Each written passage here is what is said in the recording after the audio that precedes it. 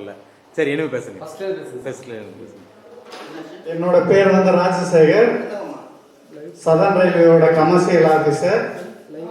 இப்போ பேச்சுக்கலைன்றது முக்கியமாக, இப்போ நான் டெய்லி ஜங்ஷன்லேயே மைக்கில் தான் பேசிகிட்டு இருக்கிறோம். இருந்தாலும் பேச்சுக்கலை பயிற்சியில் என்னென்ன நுணுக்கங்கள் தெரியுது, பேசி பார்க்கலாமானா இங்கே பேசுகிறத பற்றி எந்த விதமான பேச்சுக்களை வந்து எந்த ஒரு வகையில் வரிசைப்படுத்துகிறாங்க என்னென்ன தெரிஞ்சுக்கலான்னு தான் வந்தேன்.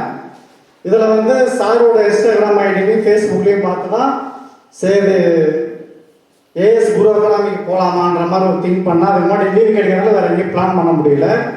சார்கிட்ட ஃபஸ்ட்டு ஃபோன் பண்ணி கேட்டதுமே உங்களுக்கு லீவ் கிடைக்கிறது வாய்ப்பு இருக்குது, நீங்கள் கண்டிப்பாக 6-7 ஏற்காடு இருப்பீங்க, அதை மட்டும் மனசில் நினச்சிக்கோங்க.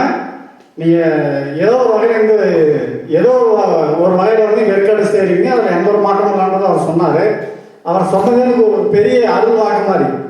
ஏன்னா மேடம் எனக்கு லீவ் பர்மிஷன் அலாட் பண்ணதுக்கும் நான் இங்கே வந்ததுக்கும் கரெக்டாக டேட்டும் டைமும் மேட்ச் ஆகிடுச்சு.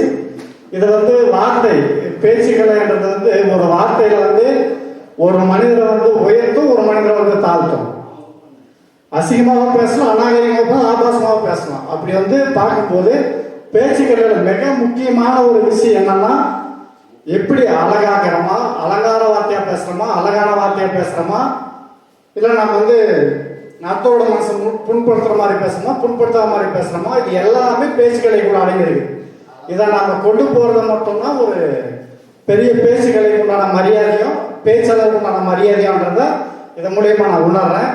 இதனால் எனக்கு கட்சி மேடையில் வாய்ப்பு கிடைக்கிறதுக்கு வாய்ப்புகள் அதிகமாக இருக்குது. ஆனால் என்னுடைய தொழிலுக்கும் என்னுடைய வேலைக்காகவும் நான் வந்து தலையிட முடியாது. பேச்சுக்கலையோட நுணுக்கங்கள் என்னன்னு தெரிஞ்சுக்க முடியும்.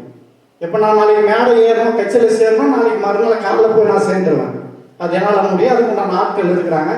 ஆனால் என்னுடைய வேலை இருக்கிறதுனால பணி சுமை காரணமாக வேற எங்கேயும் போக முடியாது. இது ஏஎஸ் குரு அகாடமிக்கு சாருடைய வார்த்தை ஒரு அருள்வாக எனக்கு பிரதிபலித்து இந்த மேடையில் நான் பேச வச்சதுக்கு மிக்க நன்றி சாருக்கு. சூப்பர்.